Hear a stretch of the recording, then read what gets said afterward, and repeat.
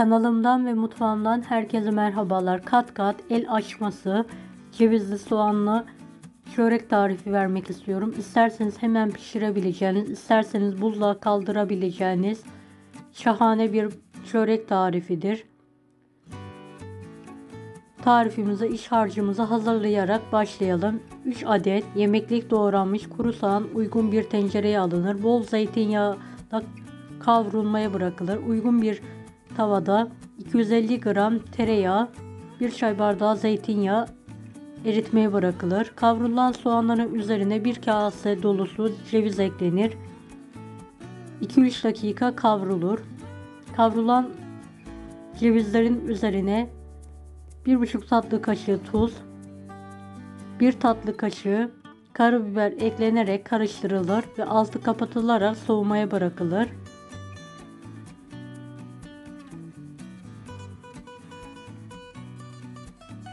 Hamuru için 2 su bardağı süt, 2 su bardağı su uygun bir kapta ısıtılır. Ilık olacak şekilde uygun bir kaba alınır. Üzerine 2 tatlı kaşığı toz şeker, 1 paket kuru maya alınarak maya eriyene kadar karıştırılır. Biraz un ilavesi yapılır. 2 tatlı kaşığı tuz eklenir ve karıştırılır. Kalan un azar azar eklenerek yumuşak, ele yapışmayan hamur yoğrulur. Toplamda 9 su bardağına yakın un kullandım. Un miktarı unun kalitesine göre değişir. Kontrollü bir şekilde ilave ediniz. Videomu bu kısma kadar izlediyseniz yorum kısmına herhangi bir emoji bırakırsanız bana destek olmak için sevinirim. Toparlanan hamur tezgah üzerine alınarak 5-6 dakika pürüzsüz olana kadar yoğrulur.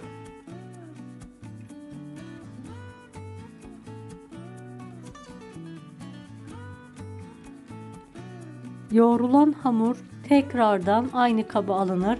Üzeri kapalı bir şekilde mayalanmaya bırakılır.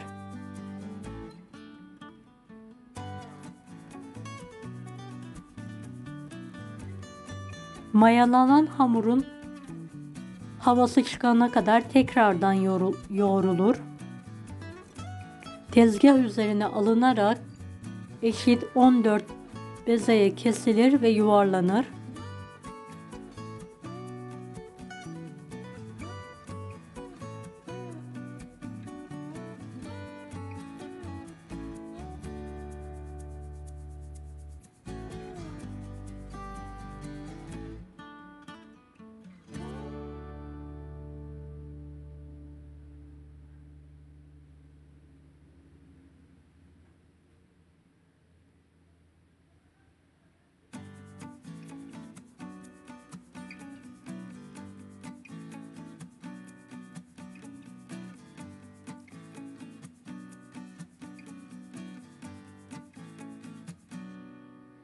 Eğer vaktiniz varsa bezeleri 10 dakika tezgah üzerinde dinlenmeye bırakalım. Açarken kolaylık olacaktır. Dinlenen bezeler az unla oklava yardımıyla hazır yufka büyüklüğünde ve inceliğinde olana kadar açılır.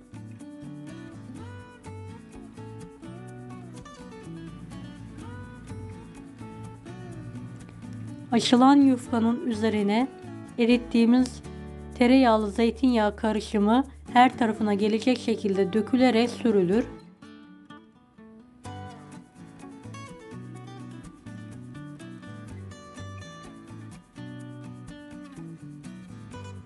Evet, açılan diğer yufka da üzerine gelir. 4 kat üst üste gelecek şekilde yufkalar üst üste alınarak araları yağlanır.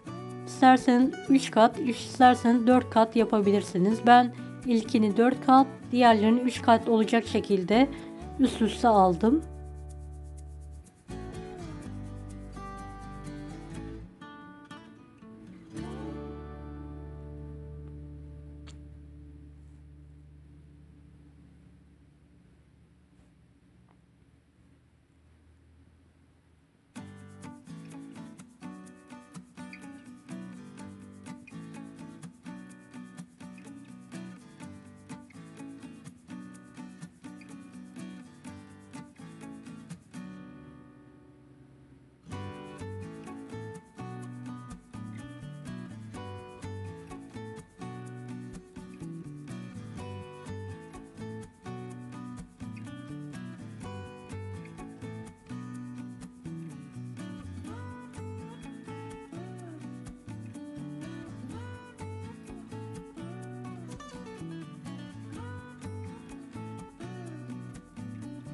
Evet, yufkalarımızın üzerine iç harç koyulur. Her tarafına gelecek şekilde yayalım.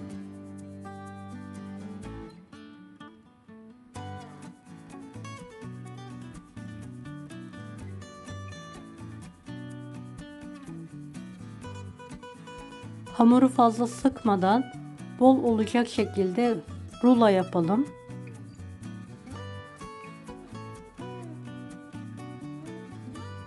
Eğer sıkarsanız kabarması biraz zorluk olacaktır.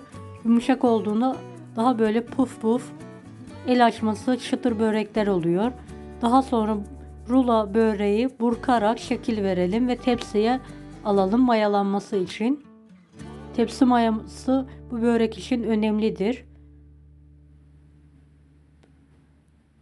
Evet, diğer hamurlarımın hepsini açtım, üst üste aldım. 3 kat olacak şekilde yağlayarak aralarını, üzerlerine bolca cevizli soğanlı iç harcımı döküyorum ve yayıyorum her tarafına gelecek şekilde.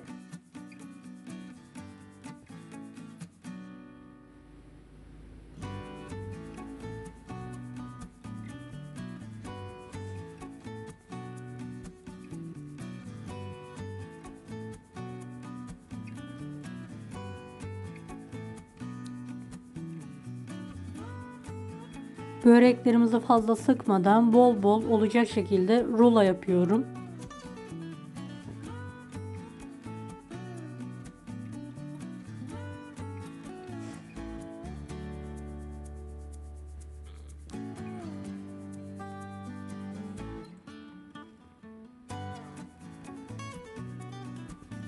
Evet, rulo yapılan börekler hafif burkalarak şekil verilir.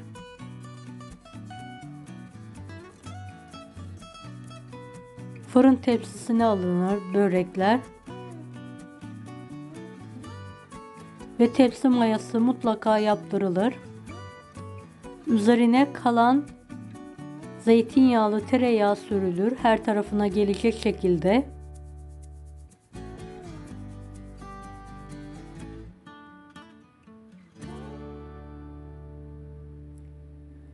Önceden ısıttığımız 170 derecelik alt üst fırında üzerleri hafif pembeleşene kadar kızarmaya bırakılır. Bir tepsisini de ben üzerini streçleyerek buzdolabına kaldırdım. Daha sonra pişirmek için. Fırında pişen böreklerimiz çıkartılır ve ılımaya bırakılır. Hemen kesmeyelim böreklerimizi. Ilıdıktan sonra dilimleyerek servise hazırlanır. Evet, böreklerimiz hazır. Afiyet olsun. Kanalıma ücretsiz abone olmayı unutmayın. Bir dahaki